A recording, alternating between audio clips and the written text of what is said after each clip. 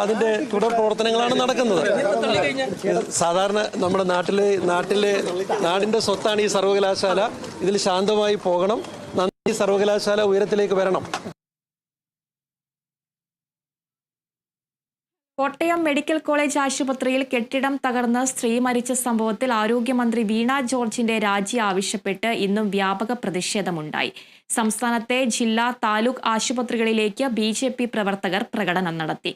സംസ്ഥാന അധ്യക്ഷൻ രാജീവ് ചന്ദ്രശേഖറിന്റെ നേതൃത്വത്തിൽ കോട്ടയം മെഡിക്കൽ കോളേജിലേക്ക് നടത്തിയ പ്രകടനം സംഘർഷത്തിൽ കലാശിച്ചു.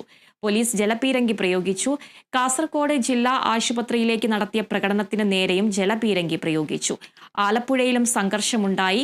പത്തനംതിട്ട ജില്ലാ ആശുപത്രിയിലേക്ക് ചാടിക്കയറാൻ ശ്രമിച്ച BJP പ്രവർത്തകരെ പോലീസ് തടഞ്ഞു. സമരക്കാരും പ്രവർത്തകരും തമ്മിൽ ഉന്തും തള്ളുമുണ്ടായി. ഇവരെ പോലീസ് അറസ്റ്റ് ചെയ്തു നീക്കി.